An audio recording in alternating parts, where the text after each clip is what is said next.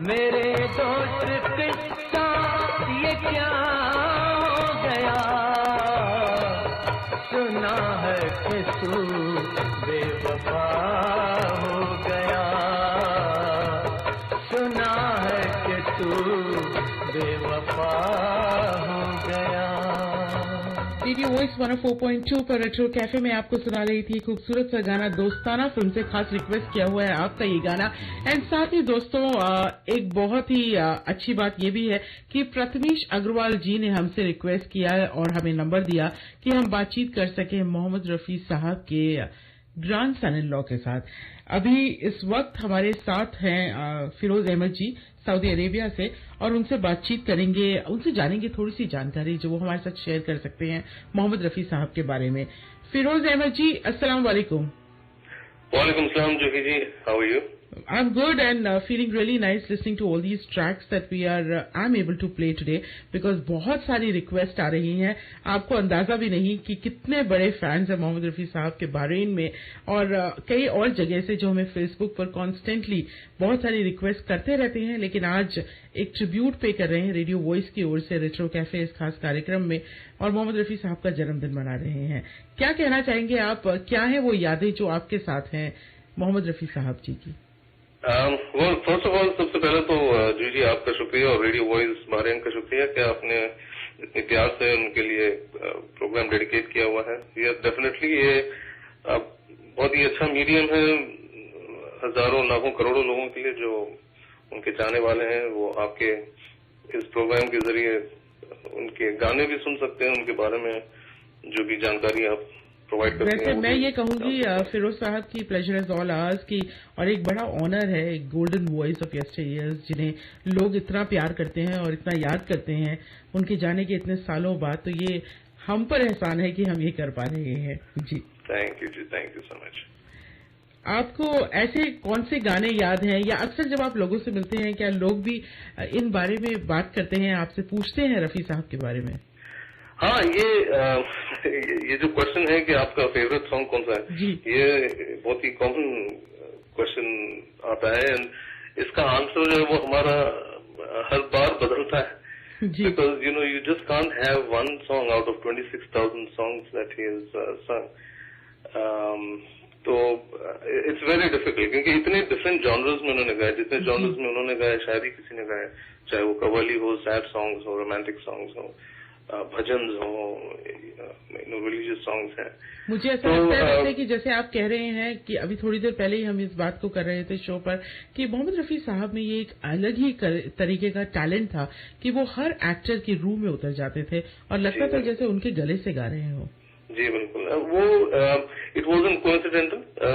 वो हमेशा पहले पूछ लेते थे कि किस एक्टर पे ये पिक्चराइज होने वाला है जी, और गाने की सिचुएशन क्या है, और उसके अकॉर्डिंग वो अपने वॉइस को मोल्ड करते थे, वो इमोशंस को मोल्ड करते थे, ताकि वो जब स्क्रीन पे नजर आए तो वो ऐसा लगता था जैसे वो हीरो खुद गा रहा है, चाहे वो फिर शमी साहब हो या फिर यूसुफ साहब हैं या देवानंद साहब हैं। तो that was a special quality.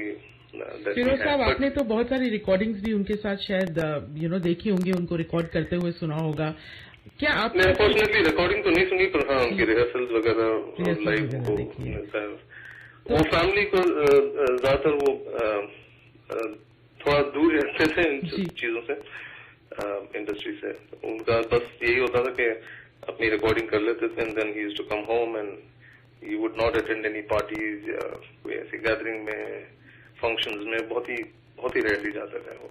और क्या कभी घर में ऐसे स्टार्स से अक्सर पूछा जाता है ये कि क्या घर में भी कुछ भी ऐसा होता था कि उनकी आवाज, ऑफ कोर्स एवरीबॉडी न्यू कि what a great singer he is been, जब वो थे तब भी और अब वो नहीं है तब भी, लेकिन घर पर क्या ऐसा कुछ वाकया आप हमारे साथ शेयर कर सकते हैं, हमारे 500,000 लिसनर्स जो आपको सुन रहे हैं उनके साथ, जो आपके दिल को आज भी याद है और उन्हें याद करते हुए वो याद आ जाता है? हम तो बहुत छोटे थे तो बहुत सारी डिटेल्स याद नहीं, लेकिन हाँ जो हमने फ्रॉम द फैमिली जो हमेशा बात होती रहती है कि उनकी जो सिंगिंग आवाज है और जो वो बातचीत करते थे वो आवाज बहुत ही डिफरेंट थी। जो थ्रो उनका गानों में है, जिस हाई पिच तक वो जाते हैं, जिस ऑक्टेव पे वो गाते हैं, वो आप जब उनसे बात करेंगे तो वो उनकी आवाज बिल्कुल आती ही नहीं थी, यानी people had to come really close to him और कान लगा के सुनते थे तब उनको आवाज पहुंचती थी। इतनी धीरे से बात करते थे, इतनी सॉफ्टली बात करते थे, कभी किसी की नजर में नजर मिला के नहीं बात करते थे। वो चाहे वो कोई प्रोड्यूसर हो या उनका ड्राइवर हो या कोई हाउसमेट हो, वो हर किसी को उतनी ही रिस्पेक्ट देते थे, हमेशा उनकी नजरें नीचे होती थी। तो उनकी जो रेगुलर बातचीत की जो आवाज थी वो बहुत ही धीमी थी, बहुत ही सॉफ्ट थी। जी, ये तो हमने भी सुना है, जितना भी पढ़ा है मोहम्मद रफी साहब के बारे में, कि वो सिर्फ इतना खूबसूरत गाते ही नहीं थे, एक खूबसूरत इंसान भी थे। जी बिल्कुल बिल्कुल।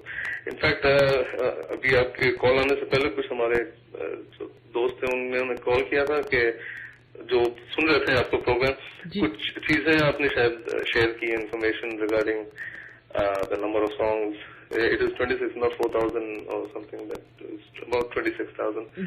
और जो लता जी के साथ उनकी जो अनबन हुई थी, it was based on the royalty issue. If you permit me, I can explain to you. Yeah, please go ahead. Yeah, जी, वो रॉयल्टी इशू ये था कि लता जी चाहती थी कि सिंगर्स को रॉयल्टी मिलनी चाहिए, और उन्होंने काफी और भी जो नामी सिंगर्स थे उस वक्त के, उनको भी वो कन्विंस कर लिया था।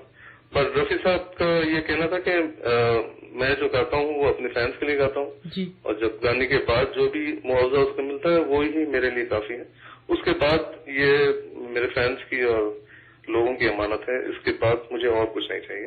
पर उन्होंने वेरी क्लियरली ये भी कहा था कि अगर आप लोगों को चाहिए तो प्लीज गो अहेड, मुझे इससे कोई एतराज नहीं है, बस मैं ले लूंगा, दैट्स द ओनली थिंग। तो उस बारे में उनकी अनबन हुई थी।